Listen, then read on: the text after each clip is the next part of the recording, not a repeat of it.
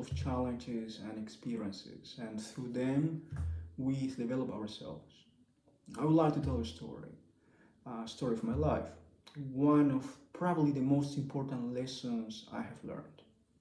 And I had to repeat the lesson many times because we do need sometimes to repeat the lesson in our lives.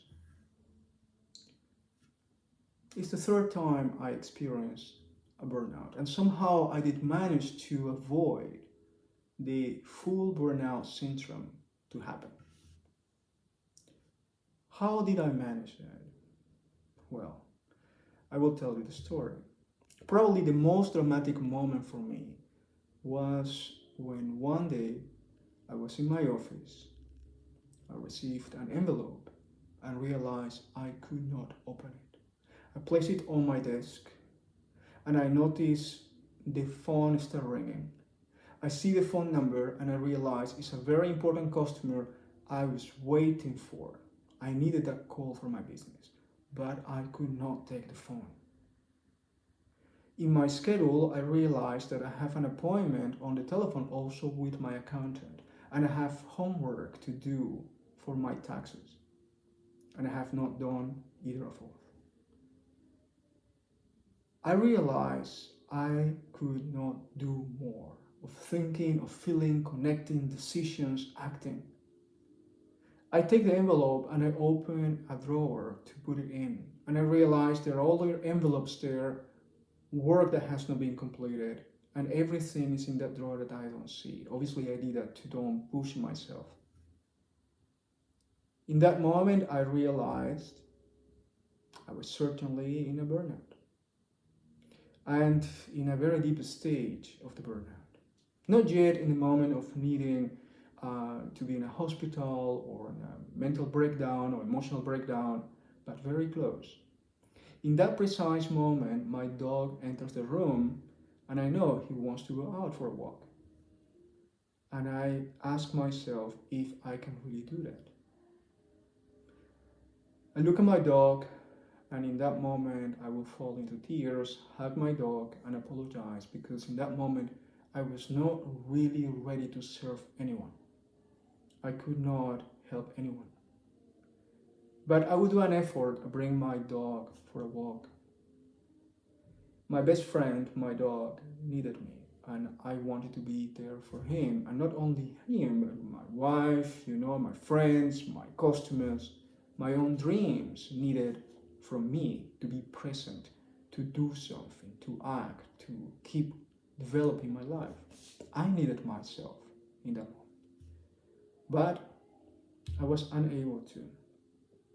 My dog walked me behind the house to the next forest, 20 minutes, 40 minutes, and I realized I actually slowly feel better.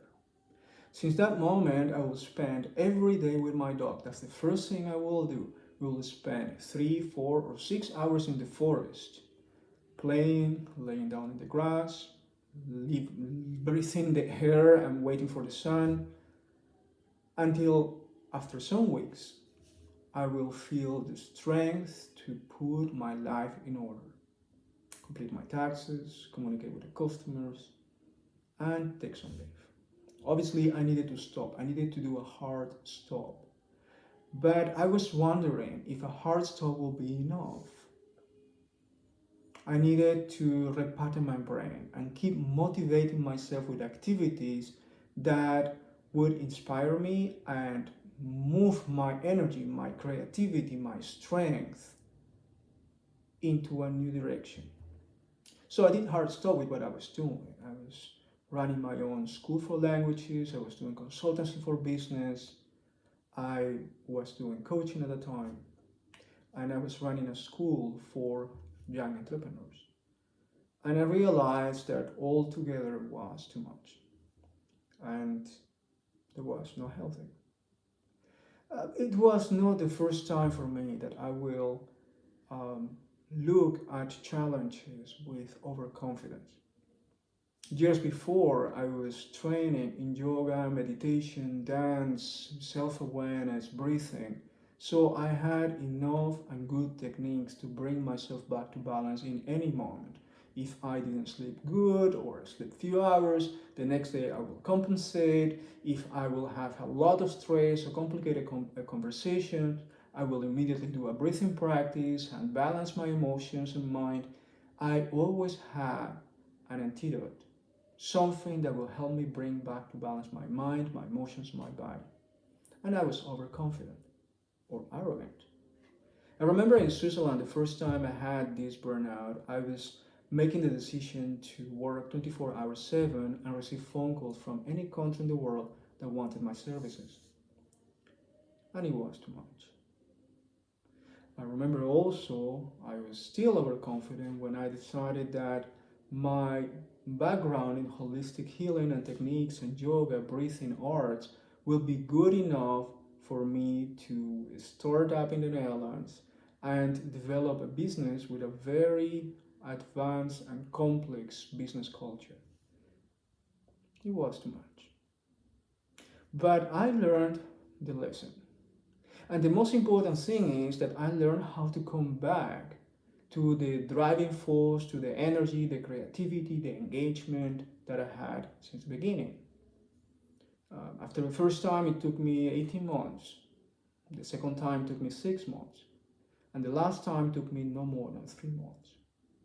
I will travel. I will engage in activities that will be of adventure. I will visit archaeological sites.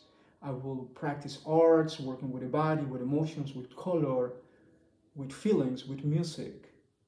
I will run 2, 3, 4 different other projects that were exciting, interesting, and fun. And the activities will require from me to do therapeutical practices at the same time, like working with arts and with my body and with dance. To spend a lot of time in nature, to engage into outdoors, extreme sports, to look for balance in life. And all of this experience, while at the beginning was very slow and took some time, I could organize and I could develop very interesting techniques that today I use in my coaching sessions. Because we can prevent burnout if we have a good time management, if we know how to use our emotions, our body, our breathing, if we know how to repattern our brain, we can avoid to fall into the burnout syndrome um, by preventing, by having an organized life, by knowing that only our business is not enough for us to have a life in balance. And sometimes, if you have been in a burnout experience already, probably it would help you not to full stop, but to slowly build up something new that creates a new neural pathways that connect you with positive emotions and experiences in your body, connect you to an hormonal boost that will completely recalibrate your system and bring you back to balance and to the energy, driving energy that you bring normally into your life. This is also important, but more important it is to be honest with yourself, with your family, to connect with them, and to find a way to be present, even for a few moments, to connect with your family. I have selected a number of techniques and practical activities that take 20 minutes per day, maybe 2 hours per week, and some courses, some tools that can help you, for example, do a very practical time management, call it fractal time management, that helps you connect and utilize positive emotions and conscious breathing. And obviously, I have connected a whole series of sounds and tones for you to enhance your brain performance. I developed a new methodology that utilizes sound, special frequencies and tones, not only of the handpan, but other tones that will help your brain to be repatterned combined with some movements and emotions. This whole journey provided by Matrix Q Coaching and the Matrix Q Studio should help you cultivate a positive and creative mindset, but also prevent burnout or alleviate the symptoms. And I'm sure that the guidance, the framework I will give you, and all the examples that I will give you, what you can do if you feel you're very close to the burnout, or you have been diagnosed with a burnout, or you feel that you want to avoid it because you know there's a pattern in your attitude in the school and the company that brings a lot of people into that burnout, then I think it's a good idea that you contact me and we can have a conversation and I can introduce you to the activities and the sessions that will help you prevent the burnout. Looking forward to hear from you. And if you have a friend and that you know had burnout, please forward this video and I hope has been of use